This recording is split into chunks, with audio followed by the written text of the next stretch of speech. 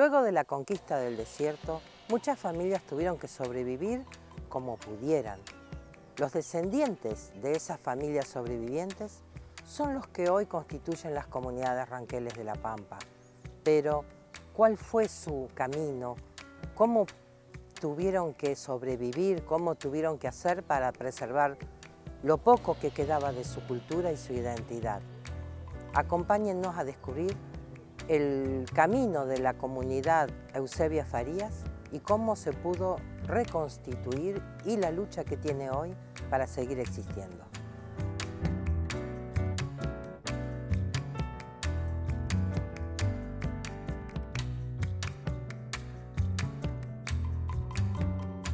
Ángela Nicasia Farías. Un Pincel se casó con una Farías, se casó con una nieta de Pincel, que vendría a ser con otro cacique.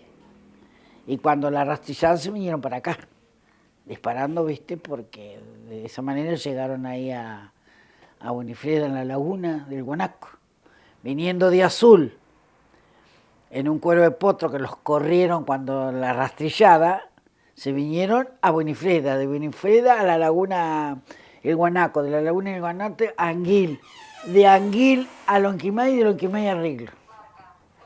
Ellos vinieron a la casa del viejo Mayulo, que era como la cueva del Chancho, ¿viste? La cueva del Chancho decían, unos turcos que vivían ahí, le llamaban la cueva del Chancho porque toda gente que era pobre y venía, ¿dónde iba? A la cueva del Chancho.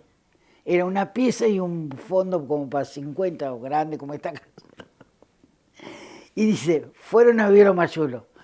Mi bisabuelo empieza a trabajar con la estancia de los Anchorena, estoy hablando de gente que fue lo que le han dado campo acá en La Pampa, en la Rastrillada.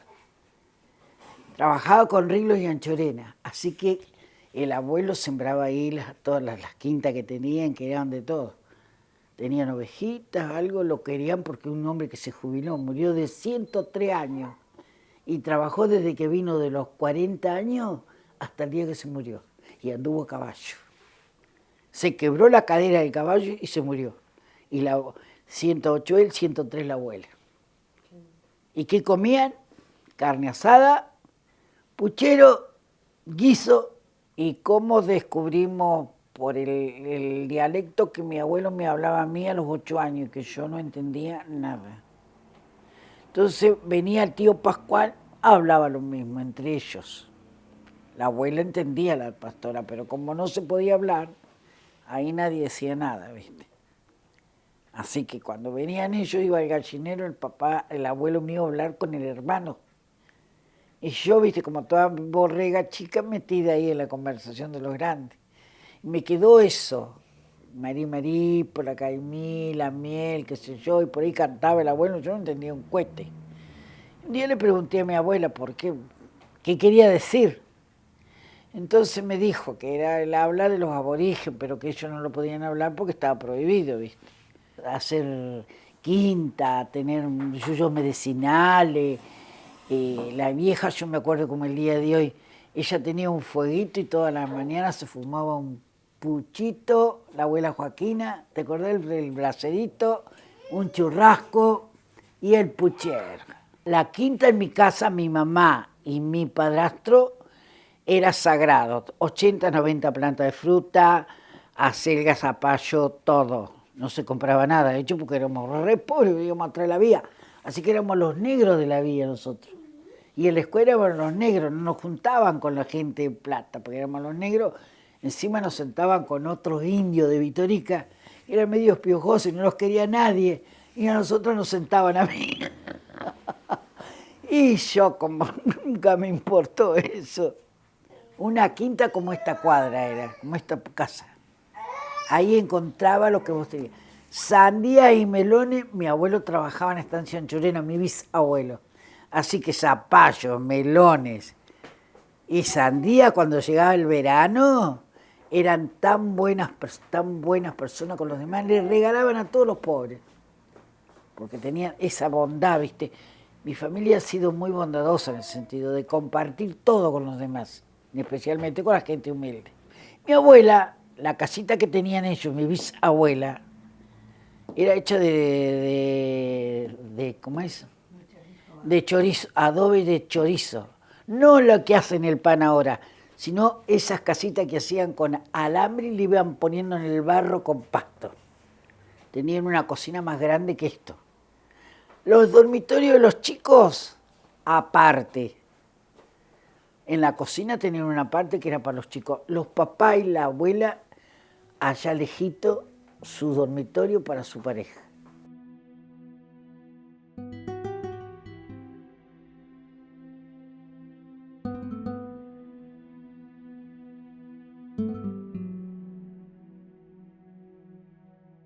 Y ya le digo un día a la Diana, vamos a ver si armamos la comunidad, que yo se lo prometí a la tumba de mi bisabuelo. Bueno, vamos, dice la Diana, vamos. Así que agarré yo, viste, y empezamos a andar con ella. Nos íbamos a Riglo a investigar, porque allá hay indios para cosechar, viste. Pero de que quieran ser identificados, no. No te lo permite ni la Iglesia Católica ni ninguna iglesia. Porque nosotros creemos en el Dios universal.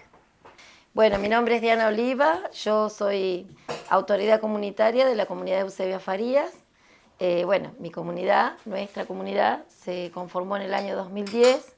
Decidimos ponerle Eusebia Farías porque mi abuela, digamos que es la que por primera vez nos fue contando un poco de la memoria colectiva, sus orígenes, fue como la persona más anciana que teníamos, entonces en ese momento ya, digamos, casi el grueso de la información la pudimos recuperar de sus memorias y de sus acciones también, de sus prácticas. Primero empezamos a charlar entre nosotros. Fue todo un proceso porque nuestra abuela contaba, mi mamá contaba, mi tía contaba, mi familia contaba, la gente del pueblo sabía, pero era como que de eso no se hablaba. Entonces, contarlo y ponerlo en palabras fue como muy difícil para nosotros porque había muchos prejuicios en Riglo sobre qué es ser originario o ser indígena, y porque aparte nosotros siempre habíamos sido los indios Farías del otro lado, que bueno, los indios Farías, ¿qué hacían en Miguel Riglo? Cuidaban los niños, araban los campos, limpiaban la basura del pueblo, digamos, claro, éramos una cantidad, pero siempre clase social baja, y era sectorizado en tal barrio. Por ejemplo, yo me crié casi mucho con mi abuela, y con mi abuela tenía una cocina de leña, ella vivía en un ranchito de tierra, tenía un ranchito muy humilde de barro que te contaba, pero dentro de su humildad tenía un amor, porque lo que más recuerdo yo de mi abuela era la forma en cómo ella trataba a un niño, la forma en cómo cantaba y andaba barriendo por el patio cantando y charlaba mucho y nos contaba cosas y por ahí nos cocinaba rico. Bueno, y yo iba a la escuela secundaria que era privada con olor a humo y muchos chicos se me reían porque nosotros llevábamos el olor a humo de cómo se calefaccionaba mi abuela, que hasta un año antes de su muerte tuvo ese tipo de calefacción. Esa era la pobreza, pero esa pobreza material, por otro lado, se contrastaba con una gran riqueza espiritual y más que nada cultural. Primero, como mujer me pasó que nosotros en nuestra humildad económica nos sentíamos feas. ¿Por qué nos sentíamos feas? Porque el pueblo te hacía sentir que vos eras negra, india y fea. Teníamos que competir contra un imaginario social en el que la mujer más bella es rubia de ojos celestes, totalmente flaca. Entonces las que somos Pachamama, que somos redondita, brazuda, que somos más percherona, somos mujeres que nos sentíamos avergonzadas y poco femeninas, si se quiere. Digamos, como mujer, entonces para mí fue como un reencuentro de volver a conectarme con esa belleza que tiene nuestra cultura. Es como decir, bueno, sí es verdad, soy india, pero dentro de esa indianidad yo me siento orgullosa de mi pelo largo, de mi piel cobriza, de mis ojitos chinos, de mis ojeras. Entonces, como mujer, a mí me fortaleció y me empoderó. Luego, después, entender lo que significó rescatar dentro de esa pobreza material toda la riqueza cultural que tuvo mi familia. Decir en nuestro pueblo que éramos descendientes de indígenas muchas veces fue motivo de risa y después pasamos a una etapa donde fue motivo de respeto. Pero nosotros nos encargamos en todo ese proceso de posicionar esta causa y de posicionar toda esta revolución cultural que se está procediendo en cada localidad de La Pampa dentro de nuestro pueblo, porque en nuestro pueblo era como que, por ejemplo, se hacía la fiesta de las colectividades y nosotros no nos invitaban, hasta que en un momento sucedió que cuando se empezó a hablar de la cuestión originaria en toda La Pampa, dijeron, la miércoles, nosotros tenemos a alguien de la comunidad que podemos invitar para que se incorpore. Pero eso llevó un largo proceso. Una gran parte de la familia no quería identificarse como descendiente y decía, bueno, serán indios ellos, nosotros no. Nosotros que sí queríamos, nos costaba mucho hacer reuniones comunitarias, porque nuestras reuniones eran espontáneas. Nosotros decíamos, bueno, la tía pasaba por lo de la abuela, yo cruzaba en el pueblo donde está todo más cerquita. Es muy fácil ser comunitario. A nosotros se nos complicó la vida acá en la ciudad, porque nosotros al no tener tierra ni estar cerquita en los barrios, muchas veces uno no tiene ni plata para el colectivo para ir a visitar a su familia.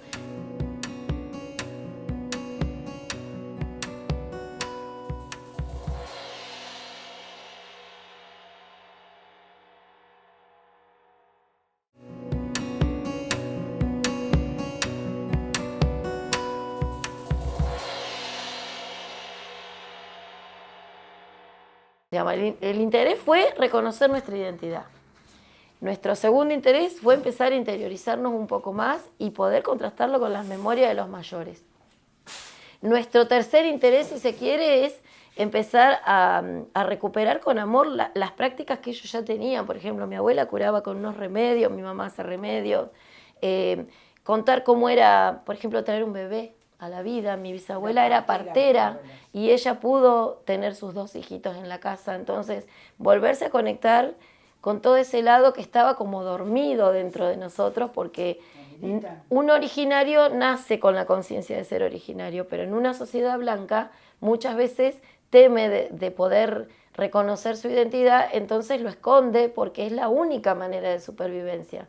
Nosotros nunca tuvimos un objetivo de pedir tierra ni de pedir nada, porque no sabíamos primero los derechos que teníamos y porque además nuestra primera como instinto de organización tuvo que ver más con poder pararnos y fortalecernos y decir, pucha, bueno, sí, es verdad, somos originarios. ¿Y cuál es el problema?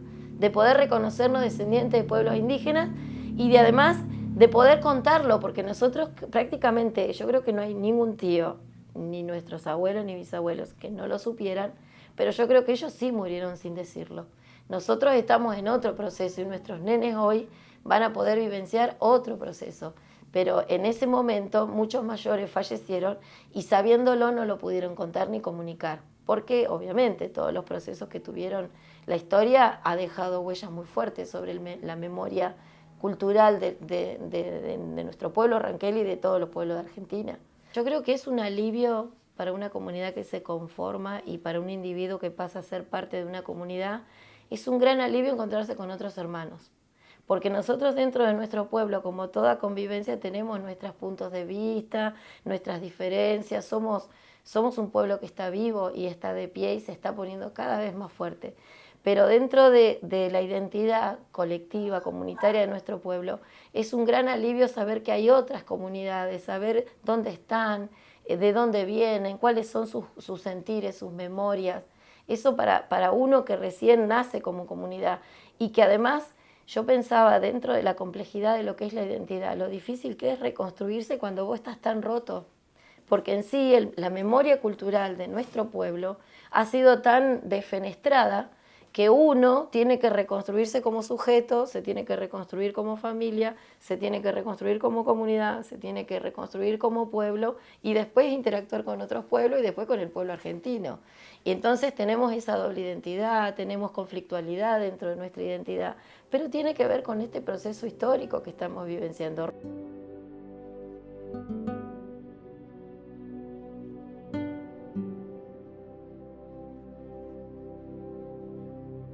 Bueno, yo me siento contenta, honrada y bueno, gracias a ella logré empaparme con esto porque yo no sabía nada. Mamá realmente, ella aprendió de grande y bueno, y le podía contar cosas que bueno, ya la dijo Ángela, dijo Diana, pero yo dentro mío siempre cuando los chicos me preguntaban de qué pertenecía el árbol genealógico, yo les decía, decirle que somos indios.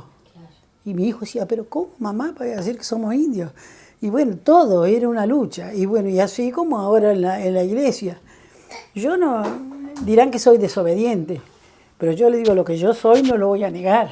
Yo le digo, yo adelante de ellos, como ellos piensen, para mí es algo hermoso estar, porque lo llevo, lo siento en mi sangre. Creo que es una búsqueda, como un poco contaba Diana, porque tuvimos que volver a encontrarnos con información en la cual no contábamos, pero a la vez creo que en algún punto de la vida, a nivel personal me ha sucedido, he sentido un pulso. Hay una frase de Edgar Morisoli, que es un poeta pampeano, que dice, acá lo único que crece es lo que resiste. Y creo que también nos define eso como comunidad, ¿no es cierto? Ese pulso sigue presente en nosotros y nos ha llevado por caminos donde estábamos resistiendo, donde decíamos, esta no es la educación que yo quiero para mis hijos, esta no es la salud que pretendo para mis hijos, estas no son las experiencias de vida. En mi caso, mi búsqueda particular arrancó un poco cuando entre nosotras estábamos estudiando la carrera de danzas y apareció Ana María Domínguez en nuestras vidas y nos hizo como así, nos abrió la mente. Mucho Germán Canoe para mí ha sido un mentor maravilloso, que ojalá que esté presente acá entre nosotros en este momento, porque sinceramente creo que él despertó en mí una parte espiritual muy profunda y me reconectó con eso, y a partir de eso empecé a hacerme muchísimas preguntas sobre mi vida, sobre la alimentación, sobre un montón de cuestiones. Entonces, aprender a pertenecer cuando ya sos parte de un sistema es un cambio de paradigma realmente, es como dos ideas que entrechocan y por momentos uno cree que lo que le enseñaron estaba bien, pero por otro lado hay un pulso interno que te hace ir recorriendo otros caminos. De esa manera, yo, por ejemplo, eduqué a mis hijos en educación alternativa. Tengo la práctica de las mingas, no solamente con gente de la comunidad, sino también con otras personas que tengan ascendencia indígena o no, sienten ese pulso de compartir, de trabajar comunitariamente para ayudarnos entre nosotros, y más en esta sociedad donde tanta tecnología que nos invade cada vez separa a las personas. Entonces, inclusive creo que en estos tiempos es más necesario aún empezar a encontrarnos. Y bueno, como les comentaban un poco, parece algo raro o algo extravagante decir que yo parí en casa. Cada vez que yo cuento que parí 2 hijos en casa, suena como, ay, ¿cómo te animaste? ¿Cómo pudiste? Y me sucede que sí siento que fue un gran acto de valentía y de encontrar nuevamente que sí, que las mujeres hemos podido parir desde que la humanidad existe, y que hemos sido muy fuertes y hemos tenido que estar empoderadas para tomar una decisión desde ese lugar y poder parir en casa, pero que es posible para todas.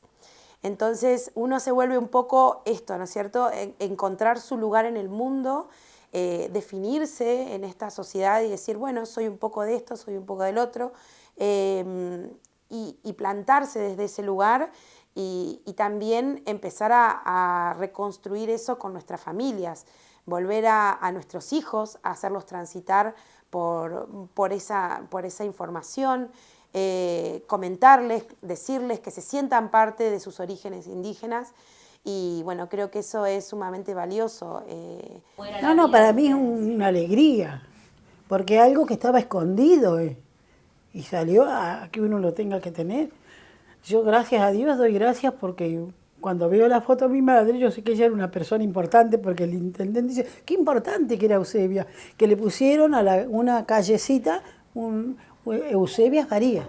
Para nosotros fue hermoso, porque fue algo que se le concedió a ella por haber sido viejita del pueblo y por ser una persona de la comunidad.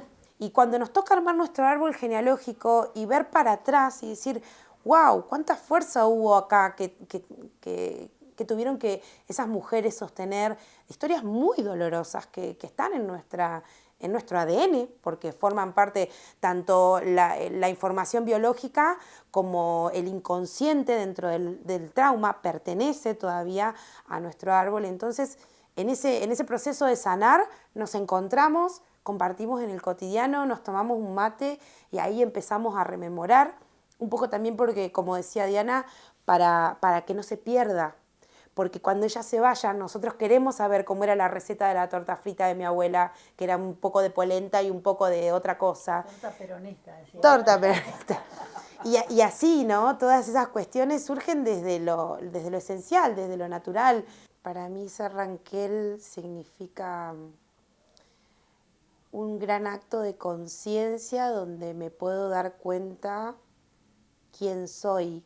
Creo que pude encontrar muchas respuestas y ayuda hoy en día a conformarme en una nueva versión de mí, donde ahora me siento hermosa, donde ahora me siento valiosa, donde me siento fuerte, guerrera, resistente, rebelde, y donde puedo encontrar mi lugar en el mundo. Creo que eso fue lo más lindo de haber recuperado nuestra historia y en ese proceso en el cual estamos, ¿no? A veces mi mayor miedo es si vamos a poder sobrevivir como comunidad, porque estamos en un contexto que atenta contra la vida comunitaria, porque la vida comunitaria en un mundo económico no está de moda, ni está de moda y atenta.